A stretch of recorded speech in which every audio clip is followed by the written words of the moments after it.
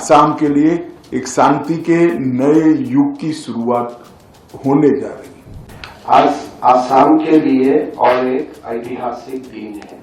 भारत सरकार United liberation front of Assam यानी कि उल्फा और असम के बीच त्रिपक्षीय शांति समझौते पर शुक्रवार को हस्ताक्षर हो गए हैं। 40 साल में पहली बार सशस्त्र उग्रवादी संगठन उल्फा से भारत और असम सरकार के नुमाइंदे के बीच शांति समाधान समझौता मसौदे पर हस्ताक्षर हुए हैं।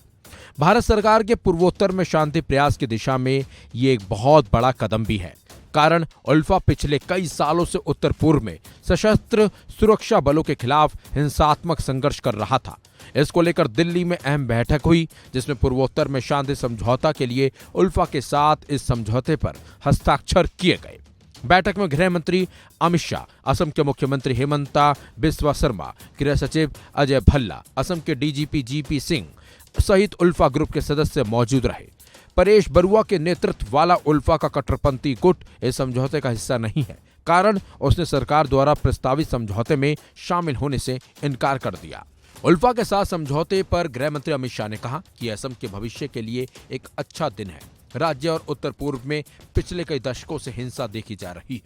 जब से नरेंद्र मोदी आए हैं, हम पूर्वोत्तर को हिंसा मुक्त बनाने का प्रयास कर रहे हैं। आज मेरे लिए बहुत हर्ष का विषय है कि आज आसाम के भविष्य के लिए एक सुनहरा दिन है। लंबे समय से आसाम ने हिंसा को झेला है, पूरे नॉर्थ ईस्ट ने हिंसा को झेला है।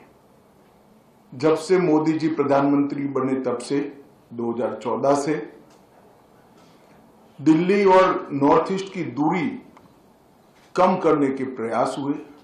मन खोलकर खुले हृदय से सभी के साथ बातचीत की शुरुआत हुई और उनके मार्गदर्शन में ही उग्रवाद मुक्त, हिंसा मुक्त और विवाद मुक्त नॉर्थ ईस्ट की परिकल्पना लेकर गृह मंत्रालय चलता रहा। पिछले 5 वर्षों में 9 शांति और सीमा संबंधित समझौते अलग अलग राज्यों के पूरे नॉर्थ ईस्ट में हुए हैं। इसके कारण नॉर्थ ईस्ट के एक बड़े हिस्से में शांति की स्थापना हुई। साथ ही अमित शाह ने कहा कि असम के लिए शांति युग की अब शुरुआत हो गई है कि पूरे नॉर्थ ईस्ट और विशेष कर असम के लिए एक शांति के नए युग की शुरुआत होने जा रही है। मैं आज उल्फा के सभी प्रतिनिधियों को हृदय से विश्वास दिलाना चाहता हूं कि आपने जो भरोसा भारत सरकार पर रखा है, भारत सरकार के गृह मंत्रालय की ओर से आपकी मांग किए बगैर ही इस सारी चीजों को पूरी करने के लिए एक टाइम बाउंड मैनर में प्रोग्राम भी बनाया जाएगा और हम गृह मंत्रालय के अंतर्गत एक कमेटी भी बनाएंगे। वहीं समझौते पर असम के मुख्यमंत्री हेमंत बिस्वा शर्मा ने क्या कुछ कहा, आइए आपको सुनाते हैं। आज असम के लिए और एक ऐतिहासिक दिन है। प्रधानमंत्री नरेंद्र मोदी जी का कार्यकाल में गृह मंत्री अमित शाह जी का मार्गदर्शन में हमारा असम का जो शांति का प्रक्रिया ये निरंतर चलते रहा। प्रधानमंत्री जी का आशीर्वाद हमारा पास था। आज सक्सेसफुली गृह मंत्री अमित शाह जी का भेद दिखाव में हमने बोडो एकॉर्ड किया, कार्बी एकॉर्ड किया, आदिवासी एकॉर्ड किया और करीबन 8,756 जो हमारे मिलिटेंट ऑर्गेनाइजेशन में जुड़े हुए जुगा साथी थे, सारे लोग मेन स्ट्रीम में आ चुका है।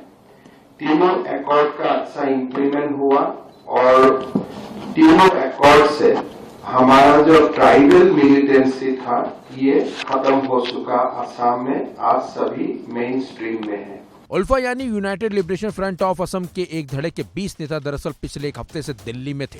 भारत सरकार और असम सरकार के आला अधिकारी भी इस समझौते के मसौदे पर हस्ताक्षर के लिए उन्हें तैयार कर रहे थे। उल्फा के जिस धड़े ने शांति समझौते पर हस्ताक्षर किए हैं वो अनूप चेतिया गुट का है। 2011 से उल्फा के इस गुट ने हत्याएं नहीं उठाई हैं, लेकिन ये पहली बार है जब बाकायदा एक शांति समझौते का मसौदा तैयार किया गया है और दोनों पक्षों के नुमाइंदों ने उस पर हस्ताक्षर भी किए हैं। और इस शांति वार्ता के बाद और समझौते के बाद ये कहना गलत नहीं होगा कि असम का भविष्य अब उज्जवल होगा। फिलहाल इस खबर में बस इतना ही। अपडेट्स के लिए बने रहिए वन इंडिया